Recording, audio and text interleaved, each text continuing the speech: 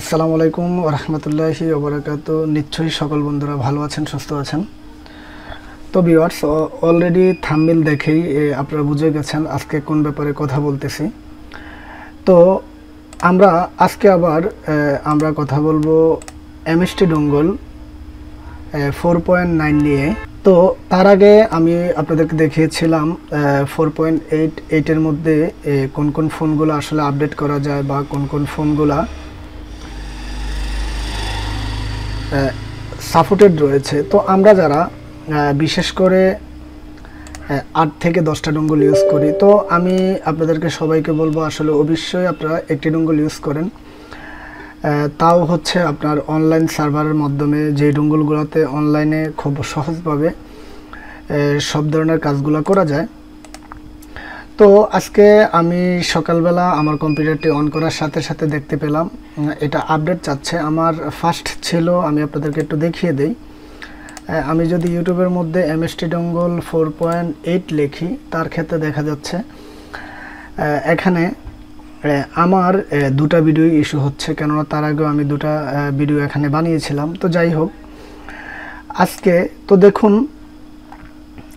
আমি অলরেডি এখান থেকে চালু করার সাথে সাথে আমাকে এখানে দেখাচ্ছে দিস টুল নিউ রিচালার আপডেট 4.900। তো তার মানে হচ্ছে কি আমাদের টুলসটি এখান থেকে অলরেডি আপডেট চলে এসেছে। তার মানে আপডেট মানে বিগ নিউজ বা ভালো একটি খবর হতে পারে। সেটা যেরকম হচ্ছে গিয়ে আমাদের এটার মধ্যে নতুন কোনো ফোনের লেটেস্ট সফটওয়্যারগুলো আসতে পারে, ফোনের আনলক করার অপশনগুলো আসতে পারে। তো আপনারা এমএসটি ডঙ্গল আপডেট করার জন্য অনেকজনও হয়তো বা এই ডঙ্গলটার লিঙ্কটি পাবেন না। তো তার ক্ষেত্রে আমি এখান থেকে আপনাদেরকে লিঙ্কটি একবার দেখিয়ে দিচ্ছি। তো দেখুন এখান থেকে এমএসটি ডঙ্গল আপনার গুগল ড্রাইভ থেকে আপনি ডাউনলোড করতে পারবেন, তারপরে মিডিয়া ফেয়ার থেকে আপনি ডাউনলোড করতে পারবেন। আমি আপনাদেরকে এখান থেকে লিঙ্কটা দিয়ে দেব। তো আমি আপনাদেরকে অবশ্যই বলবো ভিডিওটা আজকে একটু বড় হবে, অবশ্যই কোনো প্রকার স্কিপ করবেন না, হয়তো বা তার ক্ষেত্রে আপনি অনেক কিছুই মিস করতে পারেন। তো আমরা ফার্স্ট টাইম এখান থেকে আমি এই ফাইলটিকে ডাউনলোড করে নেব। তো এটা প্রায় আপনার এখান থেকে যে ফাইলটি, আমি যদি এখানে একটু ক্লিক করি, আমি আপনাদেরকে দেখাচ্ছি কতটুক এমবি। দেখুন প্রায় এটা 1 জিবি। তো আমরা যারা বাংলাদেশের মধ্যে স্টে করি, আসলে আমাদেরকে 1 জিবি ফাইল ডাউনলোড করতে আমাদেরকে 1 ঘন্টা বা আধা ঘন্টা, 30 মিনিট বা 40 মিনিট আমাদেরকে এরকম লেগে যায়। তো তার জন্য আমি এটা এখান থেকে ডাউনলোড করব না। তো আমি এই ফাইলটি যেখানে ডাউনলোড করে রেখেছি, আমি এই মুহূর্তে ওই জায়গায় চলে যাব। তো আমি জাস্ট এখান থেকে এমএসটি টুলসটি এখান থেকে কাট করে জাস্ট আমি এখানে ডেস্কটপে রেখে দেব। তো আমরা এই মুহূর্তে এখানে একটি নিউ ফোল্ডার বানিয়ে নেব। তো আমরা আজকে এটাকে এমএসটি ডঙ্গল 4.9 কিভাবে ইনস্টল করতে হয় বা কিভাবে এই কাজগুলো করা যায়, টোটালি এই ব্যাপারটা নিয়ে কথা বলবো। তো এই ডঙ্গলটি আপনারা এখান থেকে ডাউনলোড করার সাথে সাথে আপনাদেরকে একটি পাসওয়ার্ড লাগবে। তো আমি অবশ্যই আমার ভিডিওর মধ্যে আমি এই পাসওয়ার্ডটি দিয়ে দেব। তো আমি এখান থেকে এটাকে অলরেডি এটা পাসওয়ার্ড দেওয়া রয়েছে। তো আমি জাস্ট এখান থেকে এটার পাসওয়ার্ড হচ্ছে গিয়ে ইনস্টলার এমএসটি টুল। তো আমি এই অবশ্যই পাসওয়ার্ডটিও আপনাদের ইনবক্সে দিয়ে দেব। তো আমি এই মুহূর্তে এখান থেকে সফটওয়্যারটিকে রাও করে নিচ্ছি। তো কেননা আমরা যদি নেট থেকে কোনো ধরনের ফাইল ডাউনলোড করে থাকি, তার ক্ষেত্রে দেখা যায় আমাদের সফটওয়্যারগুলোতে ট্রানজিট হয়ে থাকে না, বা আমাদের ফোনগুলোর ফাইলগুলো ডাইরেক্টলি ওপেন হয়ে থাকে না, আমাদের এগুলা রাও ফাইল হয়ে থাকে। তো তার ক্ষেত্রে আসলে আমাদেরকে এই ফাইলগুলো এখান থেকে এভাবে ভাঙতে হয়। তো আমরা এই মুহূর্তে এখানে এটাকে এখান থেকে কেটে দেব। কেটে দেওয়ার মাধ্যমে আমরা যে নিউ যে ভার্সনটি এখান থেকে ডাউনলোড করেছি, তো ভিউয়ার্স আমরা এখান থেকে দেখতেছি আমাদের এখান থেকে ফাইলটি ভেঙে গিয়েছে। তো আমরা জাস্ট এটা এখান থেকে চালু করে নেব। চালু করে নেওয়ার পর আমরা এখান থেকে বিভিন্ন সময় আমরা যেভাবে সফটওয়্যারগুলো এখান থেকে ইনস্টল করে থাকি, সেম পন্থায় বা সেম সিস্টেমে আমরা এটাকে ইনস্টল করব, রান টু অ্যাডমিনিস্টর। তো আমার পিসিতে অলরেডি এই সফটওয়্যারটি ইনস্টল করা রয়েছে, তারপরে আমি ইনস্টল করছি। তো আমি যদি এখান থেকে এটাকে ইনস্টল করি, আগের সফটওয়্যারটা অটোমেটিকই রিমুভ হয়ে যাবে। তো আমাদেরকে এখান থেকে কোনো কিছুই চেঞ্জ করা যাবে না, জাস্ট আমরা এখান থেকে ইনস্টল নাও ক্লিক করব। তো আমাদের এখান থেকে আমাদেরকে একটু সময় আমাদেরকে অপেক্ষা করতে হবে। অবশ্যই এখান থেকে কিছু কিছু ক্ষেত্রে যাদের পিসির যত কন্ডিশন ভালো তাদের একটু সময় কম লাগে। তো আমরা দেখতেছি এখান থেকে আমাদের সফটওয়্যারটি এখান থেকে সফলভাবে ইনস্টল হয়ে যাচ্ছে। তো আমি আপনাদেরকে অবশ্যই বলে রাখবো, আসলে কোনো ক্ষেত্রে আমাদের কম্পিউটার উইন্ডোজ করতে হয়, তার ক্ষেত্রে আমাদের সফটওয়্যারগুলো আসলে এখান থেকে আমরা যদি ডেস্কটপে রাখি তার ক্ষেত্রে আমরা খুঁজে পাবো না। তো আমরা জাস্ট এটাকে এখান থেকে কাট করে আমরা অবশ্যই কম্পিউটার যেখানে আমরা যে সেটআপ ফাইলগুলো রাখি, তো দেখুন আমি এখানে 4.8 রেখেছিলাম। তো এই মুহূর্তে আমি এখানে 4.9 রাখবো, কেননা এগুলার ব্যাকআপ অবশ্যই আমাদেরকে সবসময় আমাদের কম্পিউটারের বা সিপিতে রাখা লাগে, তা না হয়তো আমরা এই ফাইলগুলো পরবর্তীতে আমরা পাই না। তো যাই হোক, আমরা এই মুহূর্তে দেখব আমাদের এখান থেকে ইনস্টলিং কত % পর্যন্ত হয়েছে।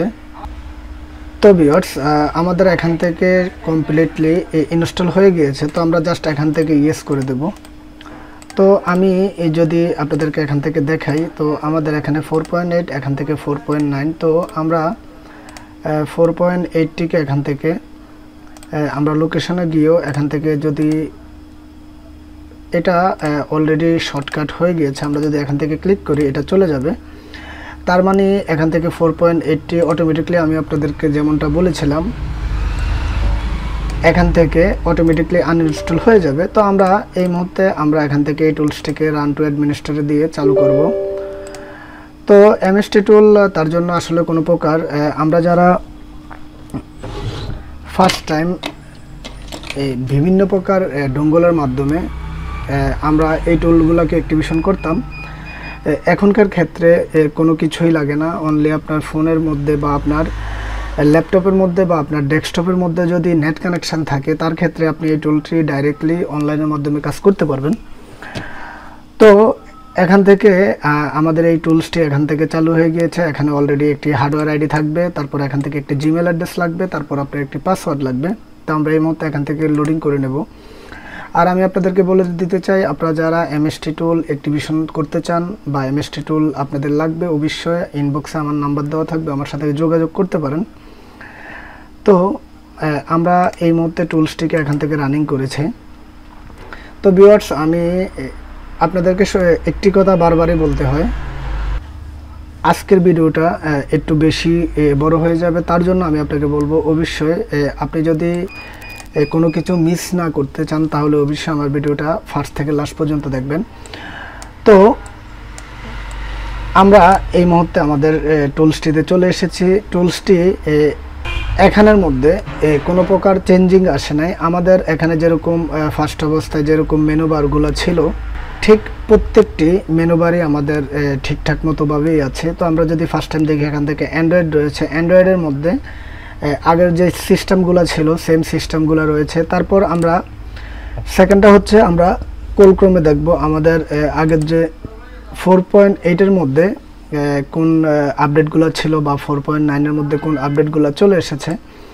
তো আমরা দেখতে পারতেছি এখানে আমাদের কোনো প্রকার কোনো আপডেটে নেই। জাস্ট আমরা যদি Xiaomi ব্র্যান্ডের মধ্যে যাই, তার ক্ষেত্রে দেখব আমাদের এখানে আগে যেরকম ছিল না নোট প্রিমিয়ার, তারপর এখান থেকে ছিল না 5A Pro, তো এরকম আমাদের। তারপর আমরা যদি এখানে মিডিয়াটেকে যাই, মিডিয়াটেকে যাওয়ার পরে আমরা এখানের মধ্যে 6582 ছিল না, তারপর হচ্ছে গিয়ে 6592 ছিল না, এগুলো এখানের মধ্যে নতুন করে অ্যাড হয়েছে।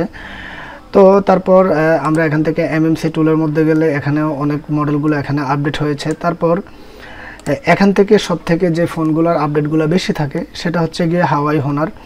তা আমরা এই মুহূর্তে হাওয়াইয়ের মধ্যে আমি ক্লিক করে দেখব। আরও দুদিন আগে আমি একটি কাজ করতে গিয়েছিলাম নোভা 2i, আমি ওই ফোনটির মডেলটি পাইনি। তো আজকে আমি দেখব আসলে নোভা 2i আছে কিনা।